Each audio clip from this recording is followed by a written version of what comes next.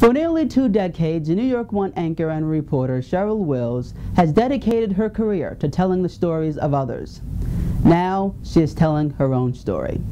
One day while surfing through Ancestry.com, she discovered family roots she never knew existed. She chronicled all of her experiences in her new debut book, titled Die Free, A Heroic Family History. I sat down with Miss Wills in an exclusive interview to talk about her past, her present, and her future. So, Miss Wills, Yes. it is a pleasure to be mine. interviewing you, and I thank you for agreeing to do this. You have a new book titled Die Free, A Heroic Family History. Right. Can you explain the book in general terms, and then talk about particularly how you went about searching for your history? Yeah, the book generally is about my great-great-great-grandfather, Sandy Wills. He was a slave boy in Tennessee. When he turned 23, he rounded up 5 of his enslaved brothers. They all went and fought in the Civil War for their freedom. They were eligible to fight in 1863. There was a huge national debate. Are the slaves smart enough to fight? Most of the country said no. When the Union started to lose, they said, okay, let's let them fight.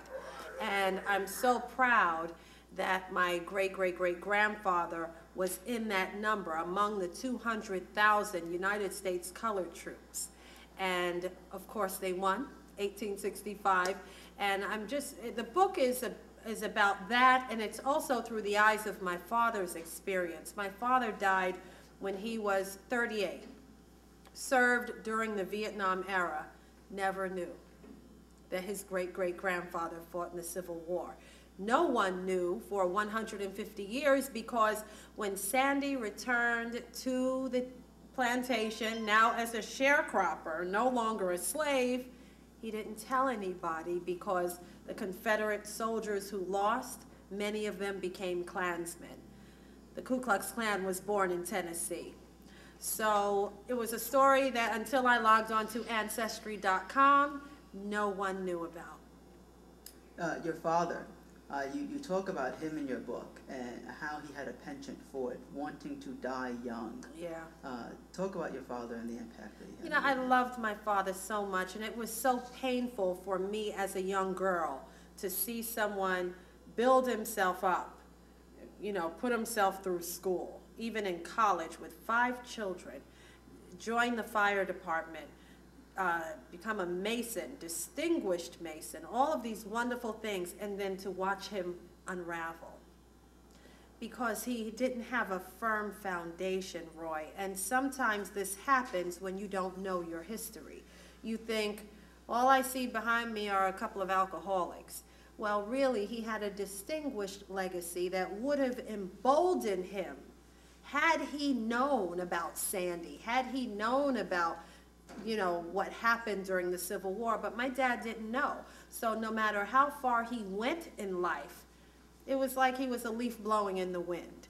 And when he was 38, he joined a motorcycle gang, got killed on the Williamsburg Bridge, smashed face first into a pillar on the Williamsburg Bridge, and we never saw him again. So, you know, that's what birthed in me a sadness, but it also birthed a yearning to know, who are we?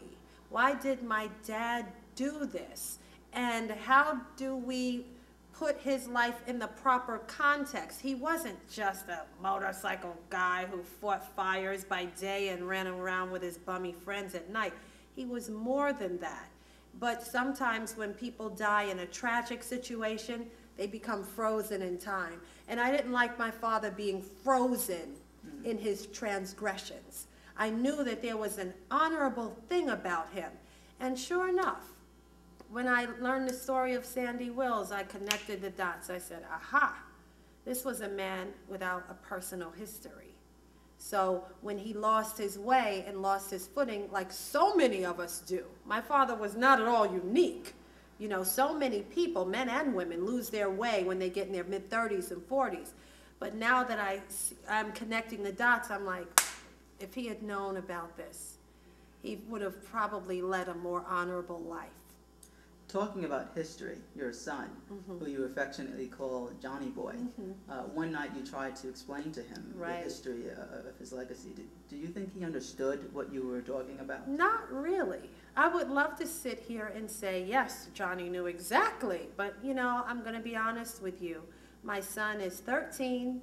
I sat on Ancestry.com with him. I showed him Sandy's enlistment forms in the Civil War. I showed him his brothers, all Willses. I showed him how Edmund Wills purchased Sandy when he was 10 years old. And I said, Johnny, see, that's why my last name is Wills, because Edmund Wills purchased him on an auction block. And my son was kind of just in his own world. Like so many kids today, they care so much about PlayStation and their music and their iPods and everything. But I still believe, even though he didn't get as excited about it as I did, I still believe that my son, there's a seed planted in him now. And where no matter where he goes, no matter what he says, no matter what he does, he knows his mother found out something amazing about the family. And as far as he goes in life, through college, through his career, maybe when I'm long dead and gone, he will have that to hold on to when the going gets rough. To a broader context, many people, particularly African Americans, do not know about their history. Right. How important do you think it is that we as a people understand where we come from? Well, I think it's critically important, and the reason most of us don't know our history is because slavery was so chaotic in its arrangements. Mothers were sold away from their husbands, away from their children. Fathers sold away from their families. So when you have that kind of chaotic system that's legally sanctioned by the United States government, well, of course, it's very difficult to connect the dots. But my book is an example, not just for me, but for all African Americans, of what you can find when you start looking. Because even though it was chaotic, even though we were sold on auction blocks away from one another, you can still find little bits and pieces of a family that you didn't know about, and it's almost guaranteed that they did something extraordinary at some point, especially if they survived the Civil War. Because during the Civil War, no one in America stood still. Either you were on the side of the Confederacy, you were on the side of the Union, or if you were a slave, no one just said, oh, war is going on. No. You got involved, you spoke out, or you ran for your life. Whatever you did something. So it's worth looking into, because it's critically important to be able to ground yourself, to plant yourself, you know. And the pride that I feel by now knowing about Sandy and Emma, you can't put a price tag on that. You talk about the role of the church, particularly the black church, saying at one point in your book there was very discussion about your future and Right. career choices. Do you still feel that way now? Well, the church that my grandparents grew up in, a holiness church, Pentecostal, fire baptized, speaking in tongues, very colorful, full of life, and they created it here in New York as well, so I got to see it up close. But one of my critiques of the church is that they didn't prepare each other for the world. They were preparing for heaven. Well, that's the same thing that happened with the slaves. The masters would say, don't you worry about this life here. Let us make the money, and you just worry about heaven. Well, a lot of that also went on in the charismatic churches. You know, just focus on heaven. Well, the reality is heaven won't pay your mortgage. Heaven won't pay your rent. Heaven won't prepare you to live every day. You're here for a reason. You might as well live life to the fullest. And my grandparents didn't really get that. They were so concerned with, you know, the rituals and speaking in tongues and criticizing, oh, you're wearing makeup, you're not holy, you know, look at you, look at your skirt's too short, you know, all that kind of stuff, which to me didn't mean much in the grand scheme of things. So they spent a lot of time on that rather than thinking about legacy, rather than preparing their children for a better life. You know, it's just a lot of rituals. Just one more question about your past, and then I want to move towards your future. Okay. You discovered a whole family lineage in Haywood County, Tennessee. Mm-hmm. Have you been able to connect with them? Yeah, they've been reaching out to me on Facebook, which is pretty funny. And they all think I'm rich, which is also pretty funny. You know, everyone's looking, you found our great-great-great-grandpappy. Can you share some? And I'm like, slow down. I wrote a book, not a movie. You know, big difference.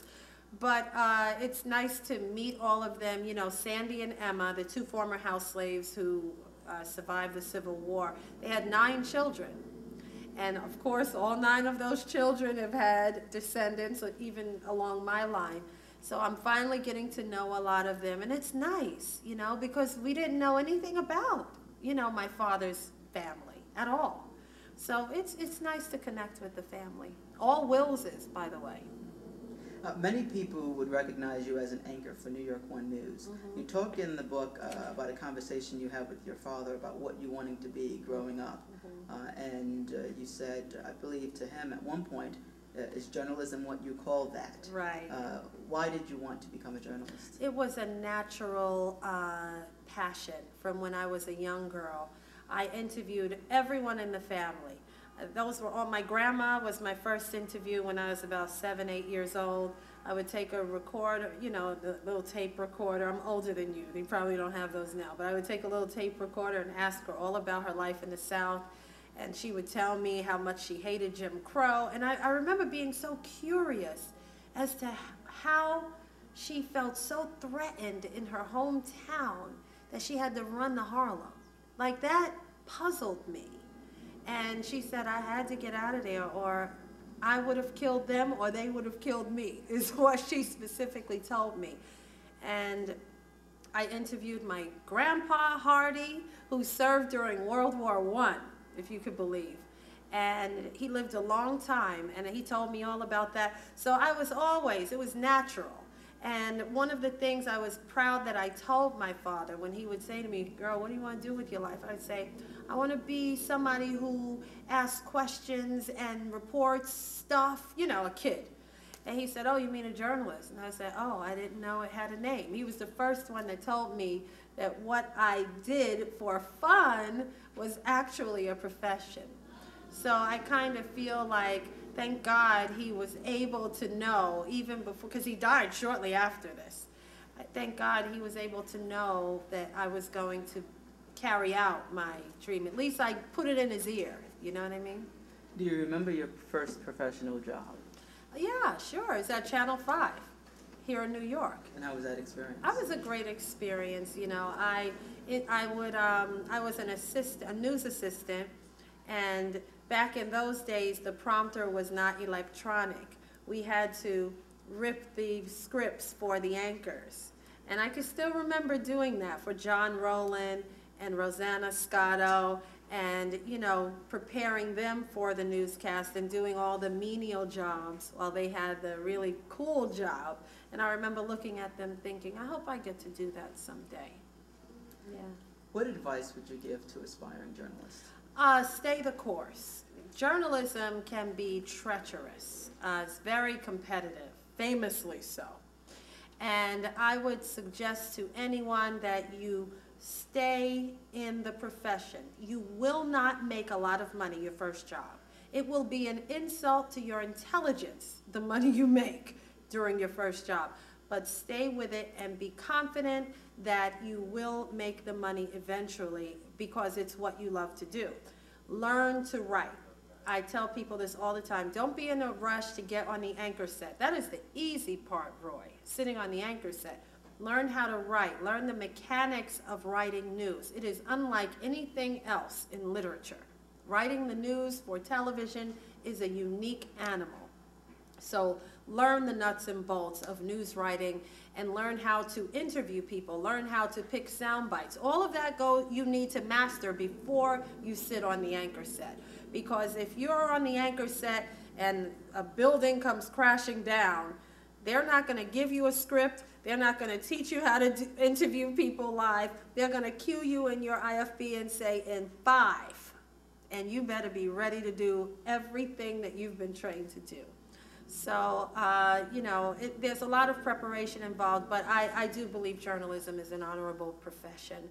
And I would strongly advise anyone to, you know, get in and make their mark.